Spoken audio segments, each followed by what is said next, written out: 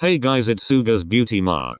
What the fuck, I only found out it was Suna's birthday today, so I did my best to shit out a last minute video, so happy birthday Rintaro. Again, I only found out today, so this is horrific. I'm sorry I didn't do him justice. My apparent good friend Izzy wanted a shout out like the clout chaser she is, so Izzy, I hate you. Also, I need to add a trigger warning, there's a panic attack in this video, so if that's triggering to you, please watch another one of my videos. Anyways, on with OsaSuna.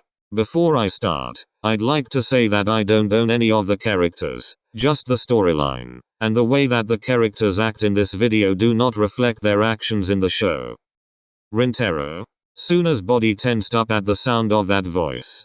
As much as his body wanted him to turn around and run into the arms of the person who had called his name, he resisted the urge and walked in the opposite direction. Suna, wait up. He obviously doesn't want to speak to you. Atsumu stood in front of his twin, leaving Osamu with the view of Suna's back. Atsumu, I'm not joking, get the fuck out of my way. When did I say this was a joke? Suna's obviously uncomfortable with your presence, so I ain't letting you near him. Atsumu. I don't give a fuck. I don't know what you did, but you can clearly see the pain in his face. Stay the fuck away. And with that, the older Mia turned on his heel to go follow Suna down the corridor, leaving Osamu dumbstruck.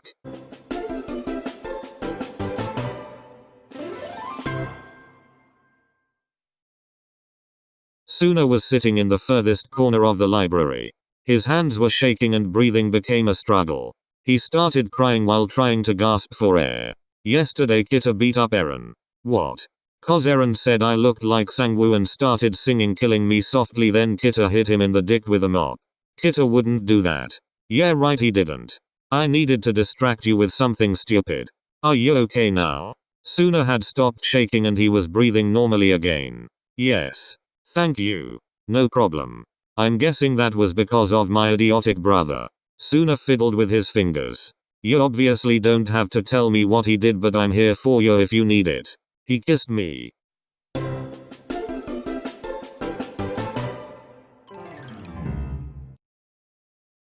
Two days ago. It's my birthday in 2 days, you have to treat me like a king until then. Doesn't it only count on your birthday? Shh, don't question. They finishing off clearing out the gym and just sat down talking, not wanting to leave each other's presence. Since it's nearly your birthday, I'll give you an early birthday gift. Osamu smirked and stared at Suna's lips. Oh yeah?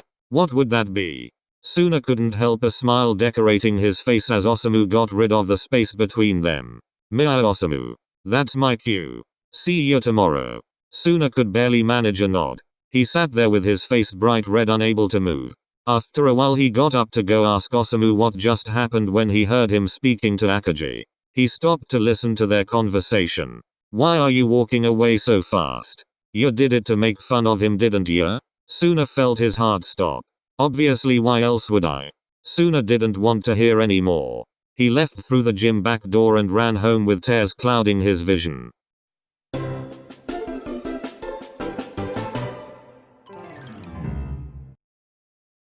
I'm going to murder him. Atsumu didn't have a grin on his face like usual. He was completely serious with all of his usual arrogance drained from his eyes. Please. Don't. Atsumu turned back to Suna, who looked like he was about to cry again. He immediately started to feel sympathetic towards the blubbering mess on the library floor. Fine, I won't. At school at least. I'm guessing that's why you weren't at school yesterday. A barely audible murmur of agreement was heard. Do you need me to do anything else? Suna shook his head and did his best to form a smile. Again, thank you. I'll go clean myself up now. Atsumu simply nodded and watched Suna walk outside the library.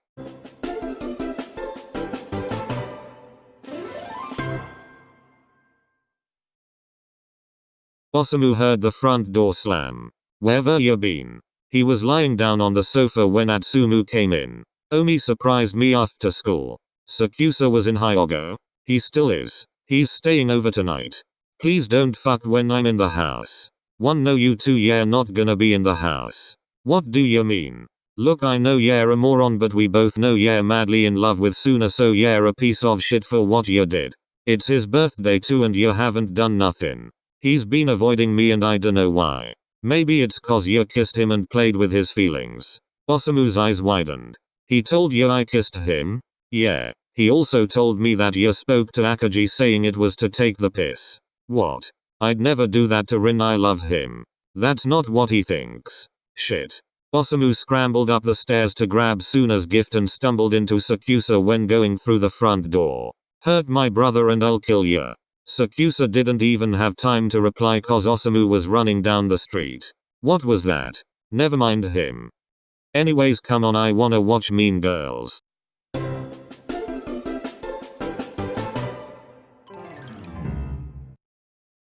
Suna heard the doorbell ring. He was home alone on his birthday, and as much as he wanted to stay in his room and continue crying, he knew he had to open the door. He wrapped a blanket around himself and went to see who disturbed his crying session. Osamu stood hunched over and trying to catch his breath. He was drenched in sweat after having run the whole way. My guy looking like Norman from the Promised Neverland. Go. Ooh, yeah, get it, I guess. Osamu couldn't help but chuckle before he stood up. He looked Suna in the eyes and his heart broke at the sight. His cheeks were tear-stained and he stared back with red eyes from crying. Osamu hated knowing that he was the reason that Suna looked like this. Rinai. Don't call me that. Osamu was hurt, but he knew why Suna was doing this. I promise that I meant to kiss ya. I would never play with your feelings, I hope you know that.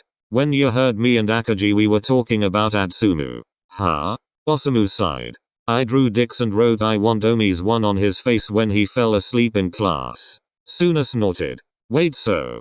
Yes, it was all a misunderstanding. I really like you and I kissed you cause of that. Geez, remind me never to jump to conclusions again. Osamu laughed. Wait, here you go. I never got a chance to say it today, but happy birthday. Osamu handed Suna a giant fox plushie. Fresh tears threatened to fall down Suna's face. I got so many weird stares running down the street holding this. Suna laughed as he took the life-size fox and put it behind him. Now that I'm forgiven, can I have a redo of what went wrong 2 days ago?